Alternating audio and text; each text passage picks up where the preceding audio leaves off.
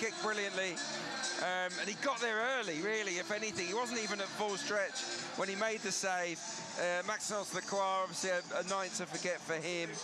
I don't know. We got there in the end. It was the right result. Arsenal absolutely deserved to go through tonight. We created so many chances. We ran into an inspired goalkeeper in normal time, but thankfully he couldn't replicate that in the shootout.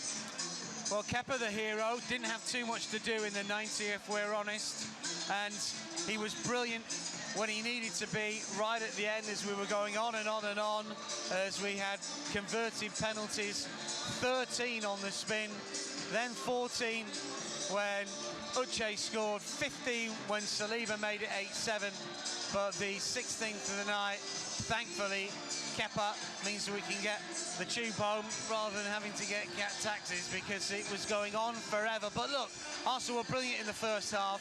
Second half, Palace were better, but Arsenal still created chances in that second period and really deserved to win the game. Yeah, we battered them, really. They did improve. They had a lot more of the ball in the second half, Palace, but we had enough chances tonight to have won 3 games. You know, the XG was over 3, was it 3.33? 7 shots on target to just the 1 from them. Obviously, the one that they had, they scored. So, look, even though it was more dramatic than we wanted it to be, it was drawn out a lot longer than we needed it to be. The right result has, we've arrived at the right point, and Arsenal make their way into the last 4, where I do fancy us against Chelsea. Stamford Bridge away will be tough, we know, we saw that last time in the league, but I think we've got enough to beat Chelsea over 2 legs. And it's exciting, we've got that 2-legger to come, can't wait. Yeah, look, the first leg will be in January, the second leg will be in February. I think the second leg is at Emirates, isn't it? The first leg is at Stamford Bridge. Yes. I think I've got that the right way round. Look, 2 more games to fit into the schedule as well, but Arsenal have got the squad. I think we proved tonight 8 changes from the weekend, and this performance with those 8 changes was probably better than the weekend performance, taking nothing away from the win over Everton. Yeah. But you've got a deep squad, you've got to get minutes into players' legs, and this is a really good opportunity. Look, it's not going to be easy, and Martinelli's gone off tonight as potentially 1 or 2 other little niggles as well. But look, winning breeds winning, success breeds success. Yeah. We're here, we saw what it meant to the fans. Fans absolutely loved it when that penalty was saved. All of the support staff, all of the coaching staff, the players as well, and the Palace players all fell to the floor. This was a proper, it might only have been a quarter-final, but it was a proper game. Yeah, it was a proper game. And look, we want to go to Wembley, we want to lift silverware. It'd be a great way to sort of not ease the pressure on our title challenge and our Champions League challenge, but if we were to win the first trophy of the season, it would take a little bit of pressure off of that, wouldn't it? And it would give the team confidence that they can go on and win even more. But look, tonight was the right result.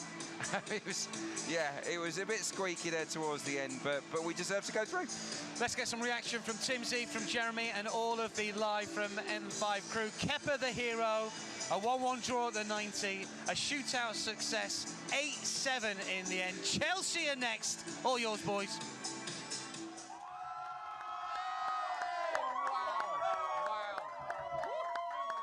Some reception there. Hey, not yet. Thanks so much, Dan and Clarkey, for that. Jez, wow, we were made to sweat, but we won it on pens, beating Crystal Palace. We're through to the semis, we're playing Chelsea. How good was that to get the win in the end? Yeah, to get through is the most important thing. Obviously, second half, I didn't expect it to go that way. You know, fair play to Palace in the second half. They did play well. We've turned it around. I think the substitution made it better for us. But still, you know, concede a goal in the last few minutes, and then pen is always it's always a bit of the lottery, man. Yeah, I mean, you told us whilst we were watching and biting our nails that you were in one that was 12-13? 12-11 or something like that, yeah. We had to take twice some of the We boys. Almost got there, 7-8. Yeah, get close, got close. But yeah, no, it's a stressful thing, man. Pens is like, you know, you just hope that you pick the right, corner and that the keeper just doesn't go the right one, you know. And as much as it's a coin toss as well, obviously Kepa did the business, saved it when it mattered, and we're through. I mean, The subs that we brought on in the second half, we were struggling a little bit at the beginning of the second half, as we kind of imagined Crystal Palace would come out with a bit more, firepower, a bit more energy about them, and then our subs that we brought on, obviously Saka, Odegaard, changed the game. Yeah, it changed the game, but I must say I was surprised with Palace because I thought in the first half we were so dominant, and all they were doing is chasing the ball, eating it long. I was quite impressed by the way they've reacted and started playing much better. So then after the substitution just made it better for us. We started playing again, scored that goal, and I thought that was game over. But no, Palace carried on and equalled us at the end. Yeah, right. Well, we want to get you guys involved. Enough of our chit chat. Who wants to grab the mic? You can finally let out your emotions. No,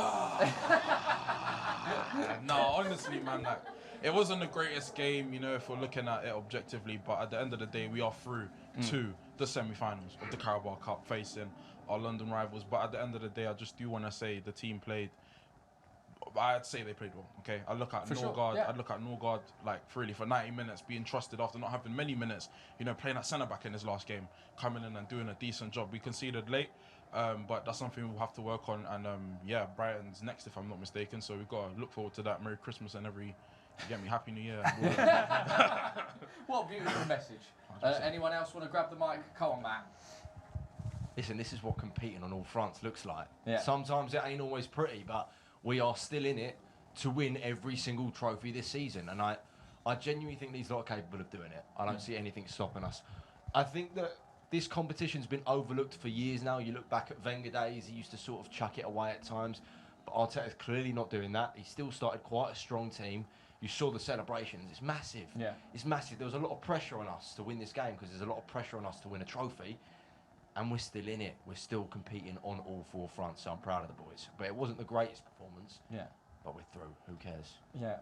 I mean, I'm sure, as we were saying, it was pretty solid for the most part. But it was the chances in the first, when they equalised at the end, we kind of think back to the first half. We had so many chances, and if we just took maybe one or two of them, it could have been so much easier. So maybe, going off on all four fronts into the kind of latter part of the season, we're going to hopefully tighten that up and be able to finish a few more of our chances. Well, you need to. Listen, the football games get won and lose in both boxes. What you did do between the two boxes is a bit irrelevant. Having the possession is great, but if you don't end up scoring and winning the game, that's how you win games. So, we obviously scored one and conceded one. So I think for my liking, it's not good enough. I think with what we've shown in the first half, we should have been, like you said, at least 2 or 3-0 up at half time. So that's something we need to, work on. Last game here we conceded in the last few minutes as well against Wolves and managed to turn it around just after. But yeah, when you score that first goal, you've got to make sure that you're solid enough not to concede. Yeah. And before we go to this side of the bet, I know you're eager, TH. I know you want to say something. I'd like to know, having played in this competition, having got far in this competition as well, how important, even if it's not the prettiest win, in the context of the whole season, how important are these little wins to get over the line at this stage, even though the legs might be tired and the priorities might be in slightly different places at different times? How important are these sorts of nights?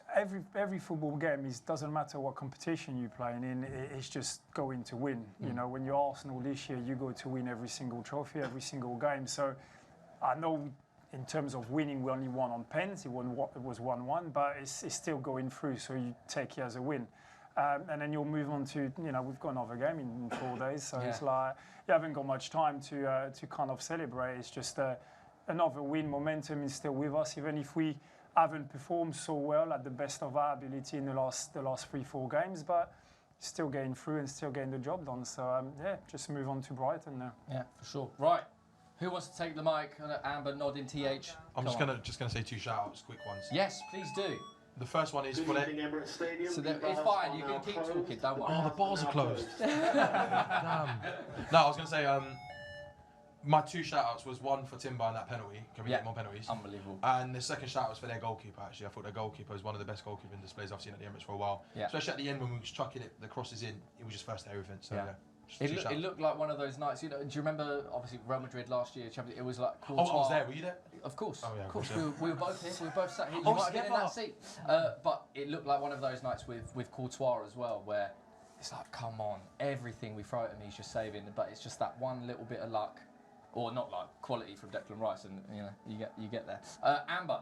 No, I was just going to say, I think a win is a win, and I think if you look back at even like the Invincible season, for example, no one remembers every single game, but we remember that we won them, and I feel like that's sometimes what's forgotten. Like, it wasn't pretty most of the time, and also, let's be real, I love the drama. So like, as long as we're winning the pens, I don't really care. I hate the drama. I think you look back at it and you're like, oh, it was great pens, and you can appreciate how good the pens were because. It was great to watch, and we won it, so it's fine. Now we can appreciate it. In the moment, it's stressful. I couldn't watch. Yeah, but also heart rate's up. Exercise, gym, you've done an extra gym session, you're fine, it's all good. Absolutely. But like, yeah, it's just, once you know you've won them, it's exciting. It does get a bit fun afterwards, really. See, a little bit of perspective. You can look back on it positively. You can talk about it around the Christmas table. Yeah, exactly. It's a fun chat at the table. Exactly. There we go. Amazing. Yeah, I kind of echo what everyone else has said there, but one big shout out, I think, Christian Norgard there. You know, he hasn't played many minutes this season, and he's come in and he's put a man of match performance for me, honestly. And yeah, we're into semi-finals. Let's enjoy Christmas and then on to Brighton. Yeah, and if watching at home, if you didn't realise now, the bars are now closed down at Emirates Stadium, unfortunately. But yeah, I totally agree as well. Norgard was fantastic, and we don't really know who's man of the match. I'm sure they've announced it, but we haven't heard. So, I mean, a quick nomination, just the name for man of the match, in your opinion? Palace's goalkeeper. Palace's goalkeeper. Okay. I'll give it to Timber for that. Timber. Saliba. Saliba. Palace's goalkeeper. Saliba. Saliba. Norgard. No, I'll go with Benitez. I think he's kept Palace in the game. Otherwise, it would have been game over, in the first half. So I'll go with Calafiori, just because I know you were worried when he was going to take the pen. Oh no, Willow. It's got to be Willow. Saliba he might have been. But anyway, the main thing is we got through. We're in the semi-finals. We're playing Chelsea, which I'm sure we're gonna put our best foot forward and give a good showing. So, Jez, I've got to say thank you as always. Everyone, round of applause to the Invincibles. Jez, thank you so much. Give a round of applause to yourselves. The studio here live from N5, and thank you everyone so much for tuning in wherever you are tuning in from. We'll be seeing you very shortly for our game against Brighton. Thank you so much. We'll see you soon.